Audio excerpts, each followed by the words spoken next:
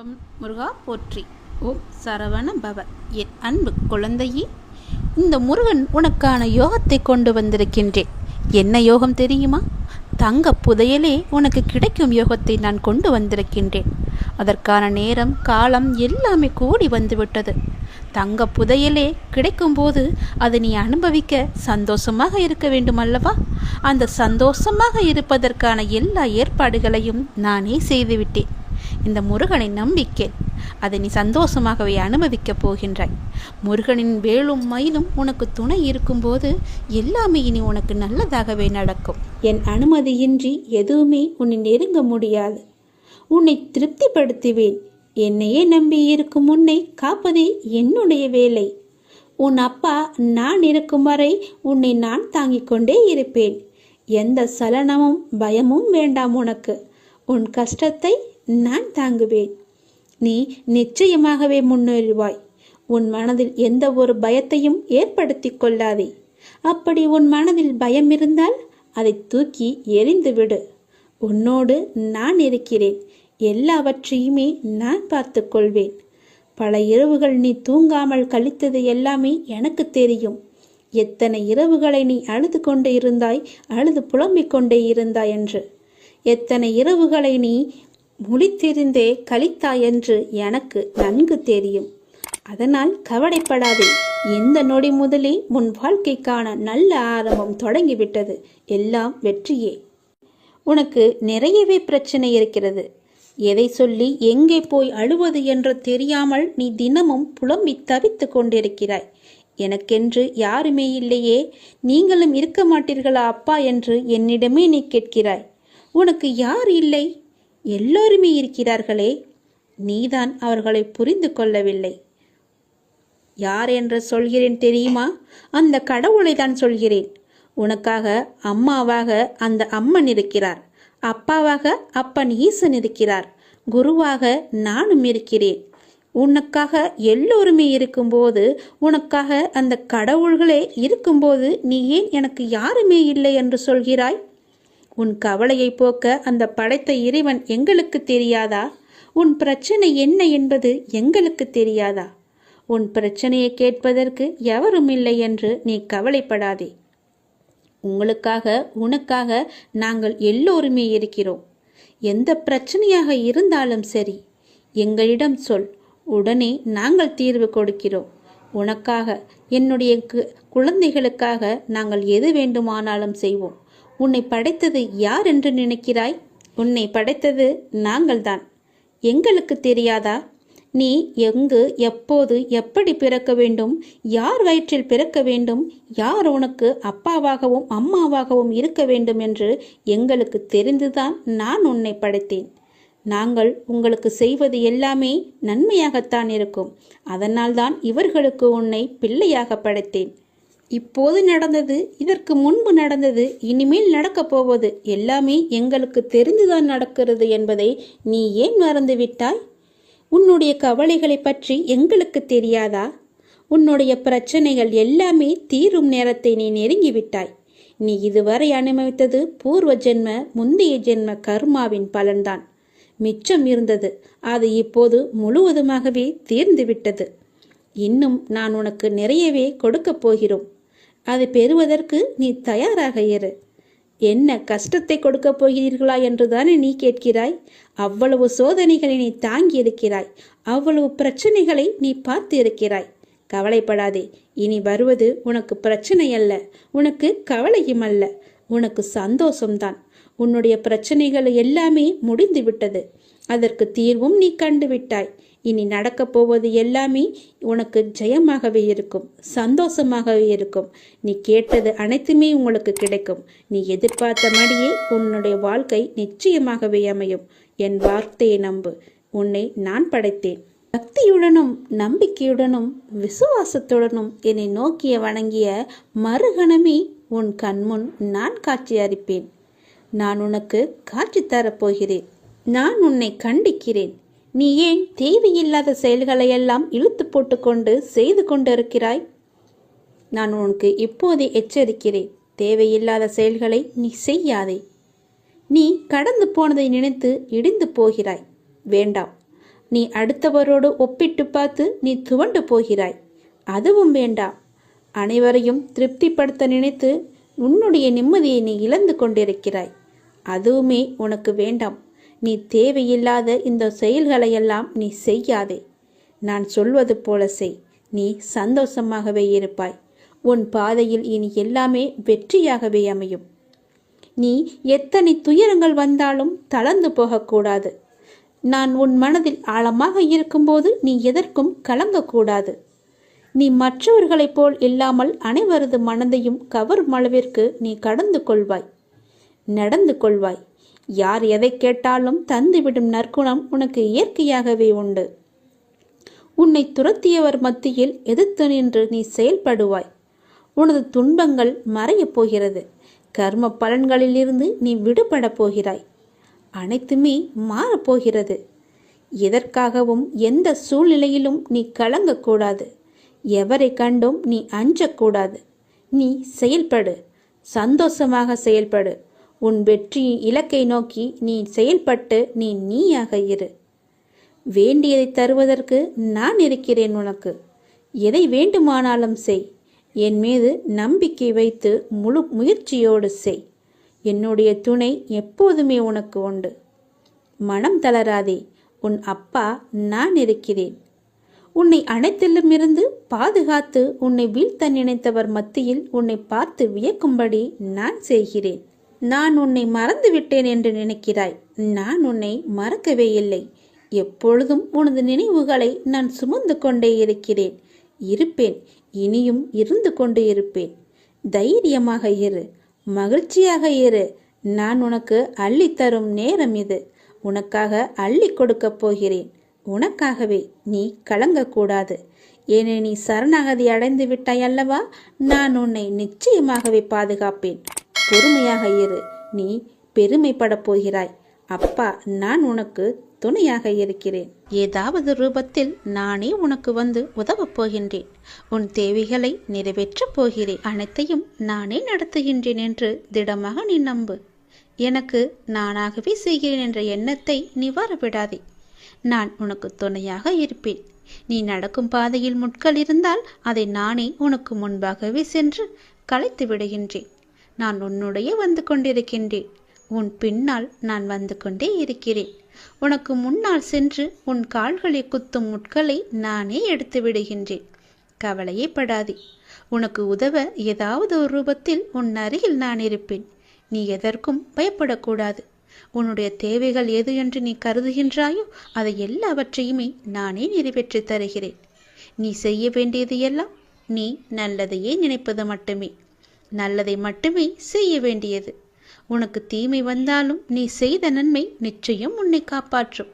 அதனால் எப்பொழுதெல்லாம் உனக்கு நேரம் கிடைக்கின்றதோ அப்போதெல்லாம் உன்னால் முடிந்த உதவிகளை, சிறு சிறு உதவிகளை மற்றவர்களுக்கு செய்து வா. அவர்களால் முடியாது, இயலாதவர்களாக பார்த்து நீ உதவி செய். நிச்சயம் உனக்கு பல நன்மைகள் காத்திருக்கும். உன்னுடைய கர்மாக்கள் எல்லாம் ஒழிந்துவிடும். உனக்கு புண்ணியங்கள் சேர்ந்து கொண்டே இருக்கும். உன்னை பற்றி பிற நல்லவிதமாகத்தான் நினைக்க வேண்டும் என்பதை நீ விரும்பக்கூடாது. உன்னுடைய இயல்பு எது என்றோ அப்படியே நீ இரு. உன்னுடைய இயல்பிலிருந்து மாறாமல் இரு. படைத்தவன் எனக்கு தெரியும் நீ சிறந்தவன் என்று. நான் உன்னை எப்படி படைத்தேனோ அப்படியே இரு. யாருக்காகவும் உன்னை நீ மாற்றிக்கொள்ள விரும்பாதே. யாருக்காகவும் நீ மாற்றிக்கொள்ள கூடவும் கூடாது. உன்னுடைய அப்பாவின் கட்டளை இது. நன்றாக வாழ்ந்தவன் கெட்டதும் இல்லை, துயரங்கள் எதுவும் நிரந்தரமும் இல்லை. அதனால் உன்னுடைய கஷ்டங்கள், இன்றைய கஷ்டங்கள் நாளையே இன்பமாக மாறும். அதனால் அதை நீ பெரிதாக எடுத்துக்கொண்டு இன்றைய இன்பத்தை நீ தொலைத்து விடாதே. எதுவரை போகட்டுமோ போகட்டும். உனக்கு நான் இருக்கின்றேன். மனம் தளராதே. அனைத்துமே ஒரு நாள் முடிவுக்கு வந்து சேரும். பிரச்சனை என்று இருந்தால் அதற்கு ஒரு தீர்வு என்று இருக்கும் அல்லவா? பயப்படாதே. எல்லாவற்றையும் உருவாக்கியவன் நான் தான். நான் பார்த்து கொள்கிறேன். எதிலும் பொறுமை, எங்கும் பொறுமை. உன்னிடத்தில் அனைத்து நல்ல பண்புகளையும் நான் கொடுப்பேன். உன்னுடைய கர்ம பலனை நான் கழித்து வருவதால் உனக்கு எல்லாமே தாமதமாகிறது. நம்பிக்கையை மட்டும் கைவிட்டு விடாதே. என்னை நம்பு. யார் விட்டாலும் நான் உன்னை கைவிடவே மாட்டேன். உன்னுடைய வாழ்க்கையின் அடுத்த கட்டம் ஆரம்பமாகிவிட்டது. இது மகிழ்ச்சியாக உனக்கு பிடித்த மாதிரி நான் தருகிறேன். நீ எதை வேண்டி என்னிடம் வந்தாயோ அது வரும் அமாவாசைக்குள் உன்னை வந்து சேரும்.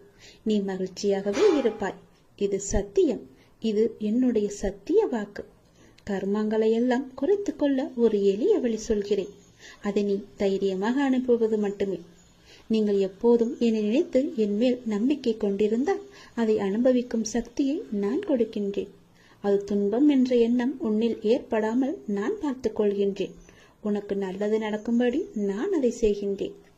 நீ முதலில் பொறாமை என்கின்ற வேண்டாத குணத்தை பொறுத்தவரை நமக்கு எந்த லாபமோ நஷ்டமோ கிடையாது என்பதை நீ அறிந்து கொள்ள வேண்டும்.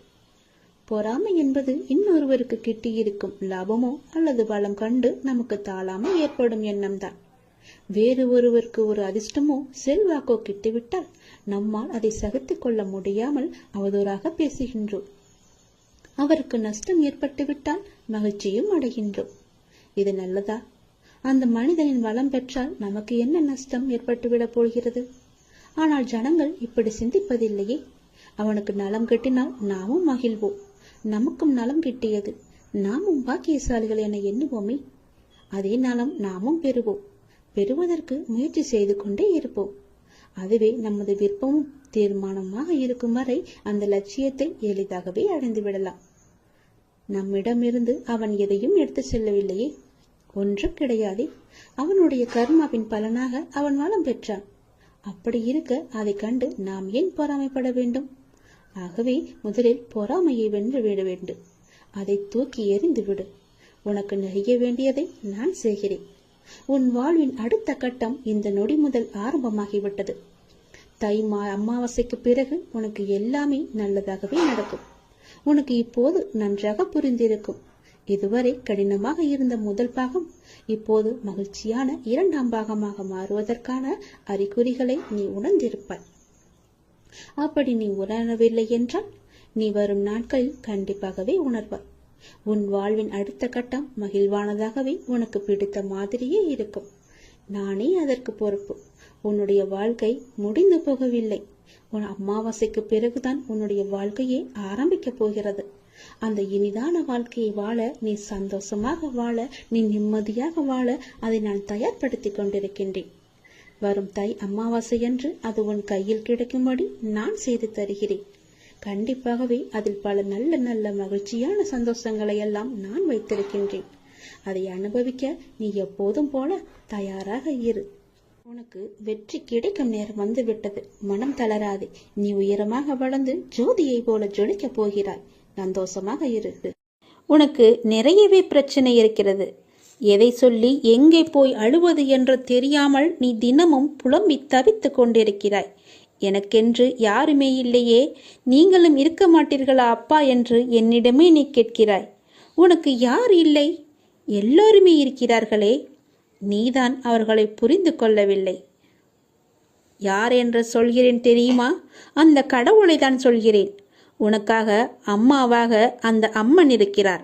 அப்பாவாக அப்பன் ஈசன் இருக்கிறார். குருவாக நானும் இருக்கிறேன். உனக்காக எல்லோருமே இருக்கும்போது, உனக்காக அந்த கடவுள்களே இருக்கும்போது நீ ஏன் எனக்கு யாருமே இல்லை என்று சொல்கிறாய்? உன் கவலையை போக்க அந்த படைத்த இறைவன் எங்களுக்கு தெரியாதா? உன் பிரச்சனை என்ன என்பது எங்களுக்கு தெரியாதா? உன் பிரச்சனையை கேட்பதற்கு எவரும் இல்லை என்று நீ கவலைப்படாதே. உங்களுக்காக உனக்காக நாங்கள் எல்லோருமே இருக்கிறோம். எந்த பிரச்சனையாக இருந்தாலும் சரி எங்களிடம் சொல். உடனே நாங்கள் தீர்வு கொடுக்கிறோம். உனக்காக, என்னுடைய குழந்தைகளுக்காக நாங்கள் எது வேண்டுமானாலும் செய்வோம். உன்னை படைத்தது யார் என்று நினைக்கிறாய்? உன்னை படைத்தது நாங்கள்தான். எங்களுக்கு தெரியாதா? நீ எங்கு, எப்போது, எப்படி பிறக்க வேண்டும், யார் வயிற்றில் பிறக்க வேண்டும், யார் உனக்கு அப்பாவாகவும் அம்மாவாகவும் இருக்க வேண்டும் என்று எங்களுக்கு தெரிந்துதான் நான் உன்னை படைத்தேன். நாங்கள் உங்களுக்கு செய்வது எல்லாமே நன்மையாகத்தான் இருக்கும். அதனால்தான் இவர்களுக்கு உன்னை பிள்ளையாக படைத்தேன். இப்போது நடந்தது, இதற்கு முன்பு நடந்தது, இனிமேல் நடக்கப் போவது எல்லாமே எங்களுக்கு தெரிந்துதான் நடக்கிறது என்பதை நீ ஏன் மறந்துவிட்டாய்?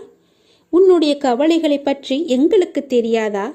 உன்னுடைய பிரச்சனைகள் எல்லாமே தீரும் நேரத்தை நீ நெருங்கிவிட்டாய். நீ இதுவரை அனுபவித்தது பூர்வ ஜென்ம, முந்தைய ஜென்ம கர்மாவின் பலன்தான். மிச்சம் இருந்தது.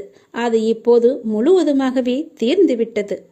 இன்னும் நான் உனக்கு நிறையவே கொடுக்கப் போகிறோம்.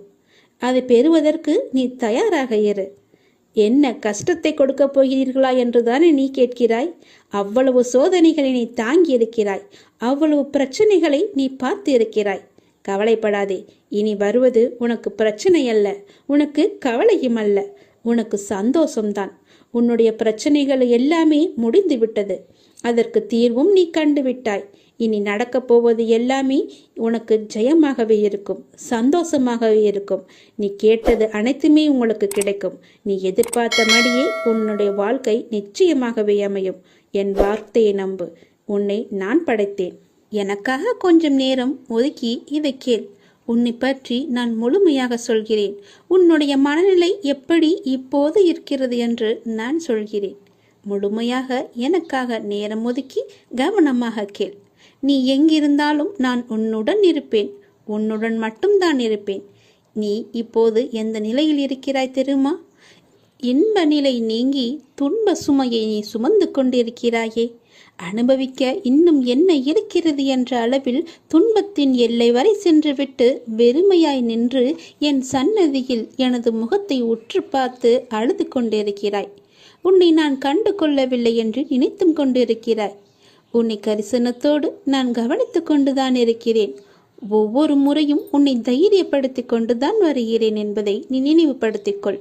நான் உனக்கு ஒன்றும் செய்யவில்லை என்று மட்டும் நினைத்து விடாதே. உனக்கே தெரியாமல் நான் பல விதத்தில் உனக்கு உதவி கொண்டிருக்கிறேன். இன்னும் நீ கடந்து போக வேண்டிய தூரம் கொஞ்சம் மட்டும்தான் இருக்கிறது. அதுவரை எல்லையற்ற பொறுமையோடு நீ காத்திரு. உனக்கு மிகவும் பொறுமை தேவை. தீவிர நம்பிக்கையோடு உனது சுமையின் கணம் தெரியாமல் இருப்பதற்காக எனது நாமத்தை நீ உச்சரித்தபடியே இருக்க வேண்டும். எனது சத்தத்தை உணர்வுள்ள நீ கவனித்துக்கொண்டு அதன்படி நடந்து கொள். அப்போது உனக்கு ஆறுதல் கிடைக்கும், மன நிம்மதி கிடைக்கும். நீ இப்போது கவலைப்பட்டு கொண்டிருக்கிறாயே, அந்த கவலை உனக்கே தெரியாமல் காணாமல் போய்விடும். இருந்த இடம் தெரியாமல் போய்விடும். நீ எதை பற்றியுமே மனதில் வைத்துக்கொண்டு சஞ்சலப்பட்டு கொண்டிருக்காதே. நான் உன் கூடவே இருக்கிறேன். எது வந்தாலும் நான் பார்த்து கொள்கிறேன். என்னுடைய அருள் நான் உனக்கு தருகிறேன். என் அருள் முழுவதையும் ஆசீர்வாதத்தையும் நான் உனக்கு தருகிறேன். நான் உனக்கு அருள் செய்ய காத்து கொண்டிருக்கிறேன். இப்படியெல்லாம் நான் செய்யும்போது நீ எதற்காக வீணாக கவலைப்பட்டு கொண்டு உன்னை நீயே வருத்தி கொண்டிருக்கிறாய்? வேண்டாம் தங்கமே. வீசும் காற்றுக்கு அளவுகோல் தெரியாது.